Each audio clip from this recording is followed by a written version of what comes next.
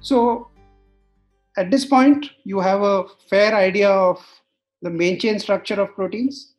You have an idea of conformational space. You have an idea of what folded proteins look like, even though the representations shown to you are cartoon representations of real atomic structures which have been solved, maybe ball and stick arrangements or ribbon arrangements, but they are all representative of what a protein looks like. So let's now transit over to the idea of protein folding and the idea of protein stability. So now this is a representation of a unfolded state, a linear sequence of amino acids. And on the right side is a so-called folded state, and we get these folded states from crystallographic experiments. And we know that during the process of an unfolded state going to a folded state, there are these what we call as intermediate or partially folded states. Okay. And as the protein goes from its unfolded state to a precise folded state, a unique folded state, it samples a lot of conformational space. And part of the sampling involves it making secondary structures and tertiary structures, which are not the correct structures, and finally finding its way to the correct state. Okay. Now, uh, I'm not going to go great detail because that's part of the biochemistry course you'll be going through in your third year. But basically, we say there is an unfolded state and there's a folded state. And we can talk about a lot of protein stability, measuring how stable a protein is by making this assumption that there are only two states. This is not completely true, but this is the assumption we make that the intermediate states are transient and they really are not stable for long periods of time. Okay. Now, with this two state approximation, we basically can have an equilibrium constant K, which relates to the concentration of the folded state over the unfolded state. And if we use this equilibrium constant K, we can get a Gibbs free energy value of using this formula, which anybody who has done basic chemistry is familiar with, which talks about the difference in the Gibbs free energy, which is called delta G, between the unfolded and the folded states. And this difference, which we can measure by experimentation, tells us how stable a folded state is over the unfolded state. Okay, so it's a very focused thing I'm going to talk about. Now, this delta G defines the ratio of folded states over unfolded states, and this delta G usually is negative because folding is a spontaneous reaction. You put an unfolded polypeptide in water and it will go and fold in a very fast time scale. This is in the microsecond time scale. Right? And there's been a lot of research over the very fuzzy nature of why a protein is stable. What makes it stable? What are the stabilizing forces for the folded state? And these are some of the actors which have been talked about: hydrophobicity, electrostatic interactions, including hydrogen bonds, salt bridges, disulfide bridges, which you have heard about, metal binding, very few proteins have that, and many others. There are at least half a dozen to a dozen things listed in the different forces which stabilize proteins. Okay, and I will emphasize here, and it is very important, that whenever we talk about protein folding, we are always talking about protein folding in water. Water is always around, and water has a major role to play in protein folding. Fine. So, as I've told you, that you can talk about a folded state by looking at the energy differences between the unfolded and the folded or the native states. And what is done over here is, if I just plug in the average numbers for temperature, for the gas constant, for a protein which is about, let's say, 10 kilocalories per mole, because that is what the experimental measurements are telling us, that the folded state is stable over the unfolded state by about 10 kilocalories per mole. And the number we get is about 2 raised to 10 raised to 7, which tells you that at any point in solution for a protein which we have experimentally verified as 10 kilocal per mole, there are 2 into 10 raised to 7 or 10 raised to 7 molecules which are folded and one molecule which is unfolded. And the folded and unfolded states are pretty much always in equilibrium with each other, which means there is a dynamic equilibrium. The unfolded state goes to the folded state, and the folded state goes back to the unfolded state. But there is a heavy bias towards the folded state as compared to the unfolded state for an average protein which is about 10 kilocal per mole. Now, 10 kilocal per mole, it seems very nice, these numbers, that a large number of molecules are always folded as compared to the unfolded state. But the strange thing is when you start thinking about what these energy values mean. Now, a hydrogen bond is about 1 to 3 kilocals per mole. Basically, if you break a hydrogen bond, uh, that's pretty much the amount of energy you release. Now, a covalent bond is to the scale of about 80 to 100 kilocalories per mole. So it's very strange that a protein which is stable to the level of about 10 kilocalories per mole, the value is so low that compared to a covalent bond, it appears to be a very weak stability over the unfolded state. And this weak or easily disruptible stable nature of the folded state has been a matter of conversation for the past 40 to 50 years. And I'll talk about it a little bit more in the next few slides. Now, for many years, people have talked about what is called as the protein folding problem. Okay. And the protein folding problem has many aspects, and I'll just list these. So you have an unfolded state. The unfolded state goes to the folded state. It goes through certain intermediates, and this is a kinetic process. And it finally ends up with a folded state. And at equilibrium, you have, let us say, and this is an approximation, you have one molecule of this and 10 raised to 7 molecules of this. Fine. Now, when the protein is made of the ribosome, it is in an unfolded state and it has to go to these folded states. So part of the Levinthal's paradox, and I'll tell you why it is a paradox, is what are the pathways which are which the protein goes through to make the folded state. And over here is just a small calculation. I have just cut and pasted it from the net, which talks about the fact that since for a protein of 100 amino acids, there are so many different phi psi angles. And if a protein has to come to the right combination of phi psi angles, which define the folded state, and it explores each one of these phi psi angles, even in, let's say, 3 conformations, forget 360 conformations, the amount of time, even if you give nanoseconds or picoseconds to each determination, is greater than the time of since the start of the universe, since the start of the Big Bang. So the numbers are huge, and somehow magically a protein can very quickly fold into its native state and define a set of phi psi values which define its folded state. Okay, so the protein folding problem incorporates the uncertainty about what pathways is a protein using. It's about the time required for a protein to fold. A protein can fold in microseconds. How does a protein find its native conformation so quickly? Knowing that the unfolded state is itself not a single state, it has multiple unfolded states. It's like a snake which is vibrating all the time. A snake can be in many, many different positions, but all positions lead to this final state. We know from work by Anfinsen, and I'll talk about Anfinsen in a minute, that the linear sequence of amino acids is very important to determine this particular unique state. Okay, if you take random amino acids, you are not going to get it to fold into a unique state. It will sometimes remain in an unfolded or a partially folded state. And the last aspect of the protein folding problem is the fact that average protein is stable to around 10 kilocals per mole, even though the number of molecules compared to the unfolded state are very, very high.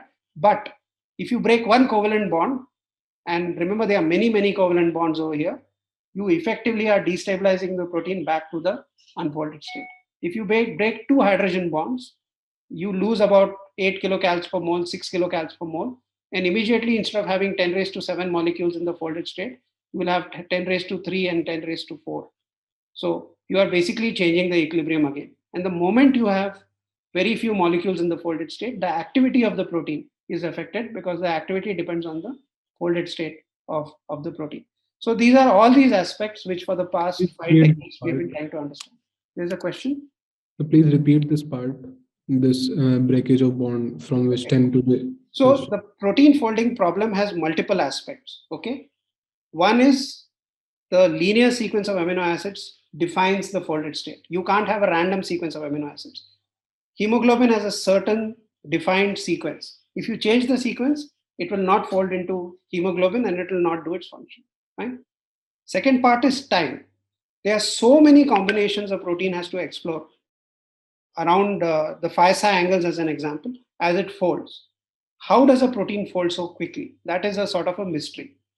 The third part is that if you measure the stability of a protein, it's only about 5 kilocals per mole. But breaking two hydrogen bonds will basically make it 0 kilocals per mole.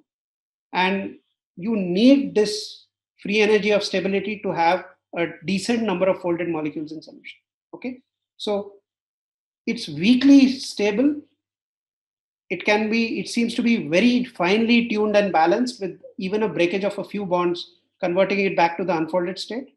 The unfolded state is unfortunately not a functional state, so it's not the state you want the protein in your body to be in. And a single mutation can destabilize a protein enough to take it back to the unfolded state. And if most of the molecules of hemoglobin in your body are in the unfolded state, they won't be able to bind iron. And if they don't bind iron, they won't be able to carry oxygen to your blood and you're going to die. And this is true for every functional protein in your body. Is that clear? Yes, sir. Okay. So now there was a Nobel Prize for discovering the relationships between the amino acid sequence given to Christian Anfinsen in 1972 for work he did in the 1950s and 60s. And he took a protein called ribonuclease and he basically broke the disulfide bonds. Then he either put the protein in a denaturant like urea or he heated it to 80, 90 degrees. Then he cooled it and he found that after a certain period of time, the molecule could refold back to its native state, form its disulfide bonds, and do its activity. And the activity of ribonuclease is it chops RNA into small pieces. So he basically found a pure solution of protein. Ribonuclease is his example. When denatured and renatured, could go back to its native state, which meant that the information for the folded state of a protein was contained within the sequence of amino acids. And he got a Nobel Prize for this discovery. This is still true, but many proteins in the cell cannot fold by themselves. They need help. And the help which is given to them is by a class of proteins called as chaperones, which I'm not going to really talk about at this point. Okay. Sir, Yeah. can you repeat that last slide again? I didn't quite catch it. Yeah. So this is just work from the 1960s showing that if you take ribonuclease, you denature it by temperature, and then you reduce the temperature back to room temperature, the ribonuclease will fold back to its native state. And the native state is the state which has the ability to cut RNA. The unfolded state cannot cut RNA. So denaturation and renaturation of proteins was possible in vitro without the addition of anything else, indicating that the sequence of amino acids had the information necessary to help refold a protein. So, what is this addition of urea? It's just a denaturant. So you need to unfold the protein in some way, right? The protein will remain folded in solution till you force it to unfold. Under normal conditions, the protein will not unfold. So if you to force it to unfold, you can take the temperature to 80 degrees. At 80 degrees, it will unfold. Or you add denaturant. Denaturant will cause it to unfold. But when you remove denaturant or bring the temperature back to room temperature, either cases, the protein will fold back to its final state and start becoming active again without having any other information apart from the linear sequence of its amino acids. So Okay. the disulfide bond formation takes place again. Yes. So for that, you have to add a tiny bit of an agent. Okay. This is not something I'm emphasizing on. Okay. But yes, you do need to give a little bit of assistance. So in Anfinsen's experiment, the refolded protein was not refolded protein. When you added reducing agent, the refolded protein was not efficiently got back into the folded state. However, if you don't add a reducing agent, there is no problem at all. The protein won't unfold completely, but when you denature it by heat, it will lose its native state, but it will quickly regain it because disulfide bonds are not broken just by increasing temperature. All right? Excuse me, sir. Yeah. Sir, I don't know if you cleared this confusion or not because there was some connection error on my side, but I'll ask this question again. So we learned that if the temperature is increased and the protein is denatured once, it cannot regain its activity again, like it's destroyed then. So how come the protein will again become active, as you said? No. So you see, uh, if you take any small globular protein, let's take 100 amino acids, okay? Ribonuclease is about 123 amino acids. There are Yes, sir. proteins which are 50, 60, 70, 80 amino acid range. Many of them, most of them, not all of them, if you denature, you can renature. Fine? Okay, sir. Okay, sir. Indicating that as a general thumb rule, this is what Anfinsen said, proteins can refold back to their native states. But this is not true for very large proteins and many other proteins which are multi-domain proteins, because these proteins, it turns out, cannot find their way back again unless they are helped. But if you provide them with the help, and the help is another protein called as a chaperone, which is sort of a, which gives moral support, which tells these proteins, go on, I know you can do it, I know you can fold, the proteins can still fold. So we still agree, even after 70 years after Anfinsen discovered the refolding abilities of ribonuclease, we still agree that the information for the three-dimensional state of a protein is within the amino acid sequence of that protein. And amino acid sequences of proteins are fairly unique and they relate to the folded state. Okay, sir. Okay? All right. Yes, sir. Fine. So now, very quickly, how do you define part of the protein folding problem, which is now the fast folding of a protein? And the current view, I'm telling you, the current view is the following. I'm showing you a picture on the left hand side. The current idea is that as an unfolded state goes towards the folded state, the secondary structures form very, very quickly. And because they form very, very quickly, the slow step is usually the secondary structures coming together to form tertiary structures. Okay. And since there's a lot of space to explore, because there are many, many parts of the protein which may become helices, many different beta sheets can come together in different combinations. I know this is difficult for you to visualize, especially since you are having problems with dealing with the concept of folding, unfolding.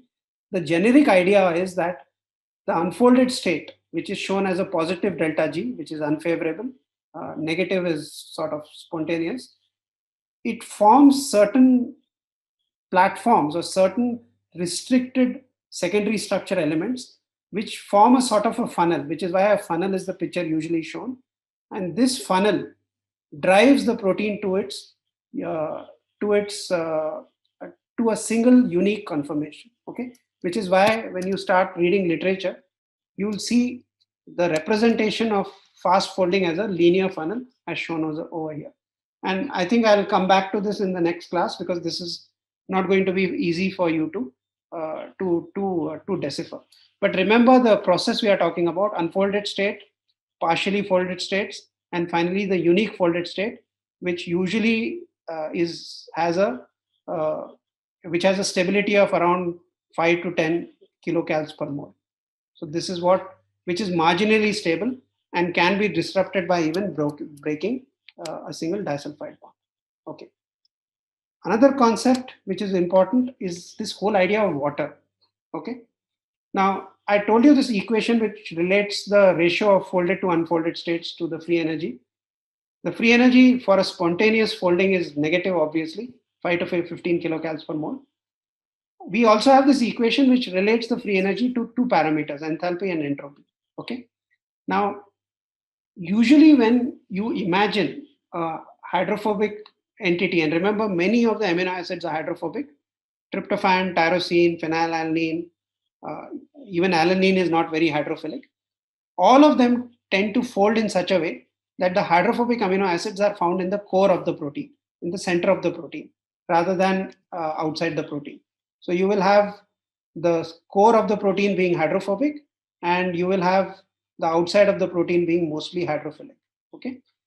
Now think about what happens when you have individual amino acids. Imagine that this is a phenylalanine, and imagine that this is a tryptophan. Okay. Now individual amino acids will have a large amount of water molecules which are forming shells around them, because these water molecules cannot really, they are sort of isolating the hydrophobic entity from the hydrophilic solution which is around them. Okay. And imagine that there are about 30 water molecules for each amino acid. When these two amino acids come together in the folded state of a protein, the shells merge and you have fewer water molecules which are now which are now surrounding the protein. And this is pretty much what is happening.